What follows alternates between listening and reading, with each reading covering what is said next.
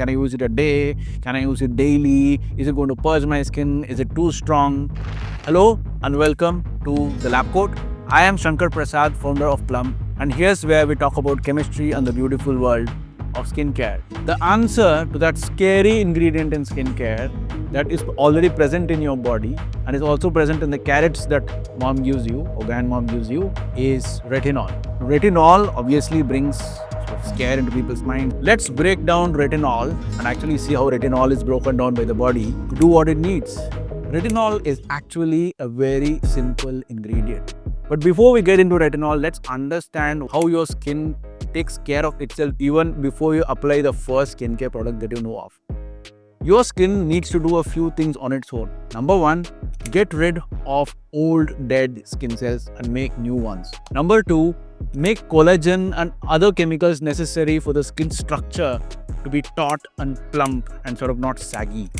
Number three, it needs to regulate melanin production so our skin looks even toned and doesn't have spots and patches on it, besides taking care of barrier, besides preventing transepidermal water loss and so on and so forth.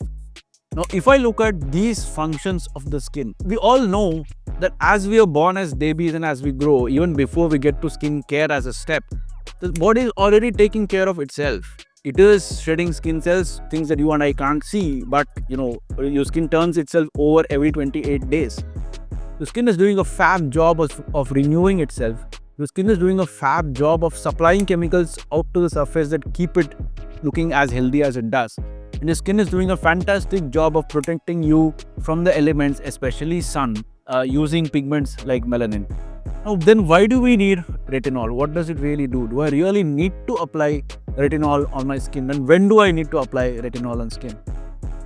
Understand what retinol does on your skin. What retinol does is break down into retinoic acid. The thing that is used by the skin for its function is something called retinoic acid. Whether I use the beta carotene from the carrots or whether it's the retinol serum that I apply on my skin, ultimately retinol gets broken down into retinoic acid, which works at a nuclear level. There's tissue on skin, and you'll remember from your high school biology, tissues are made up of cells.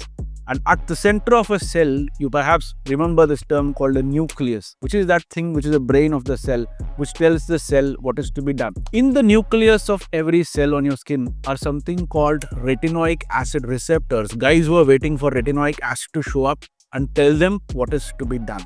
Now, what retinol does is send retinoic acid to your nucleus, which bond with the retinoic acid receptors to give you skin that you are proud of. What do I mean by that?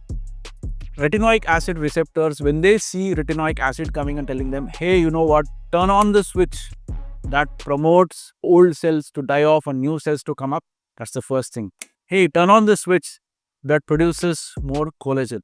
Hey, turn on the switch that regulates melanin, so produce less of melanin or more of melanin. So think of retinol as somebody who sends a lot of guys into the cells inside your skin to tell the cells, hey, turn this on, keep this going, let's let this going. So it's almost like a messenger to your skin to tell it what is to be done.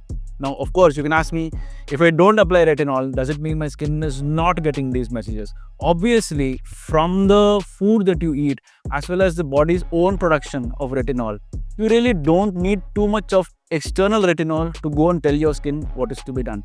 And therefore, if you don't need retinol, don't use retinol, because you probably are already getting retinol from everything that you are doing naturally. But when do you need retinol? It is when, as you start growing older, these mechanisms start to slow down or get more suboptimal. That's when you need to start supplementing retinol from the outside onto your skin, and that is when we start looking at compounds like retinol, retinyl esters like retinyl palmitate, gram-active retinoids, encapsulated retinol. These are all forms of retinol which ultimately convert to retinoic acid in your skin, which makes the skin do a better job of keeping itself fresh and looking younger.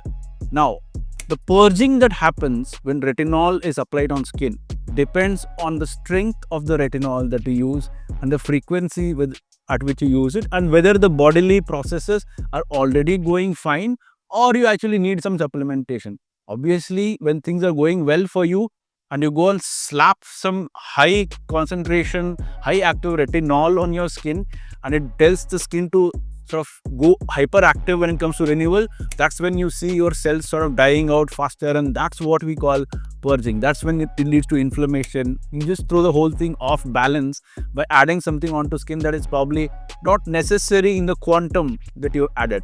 Which is why when it comes to retinol, we always recommend starting with the mildest forms of retinol like retinal, like retinyl esters and encapsulated retinol, which make the skin take up retinol in a slow, steady way before going to the more concentrated versions of retinol itself.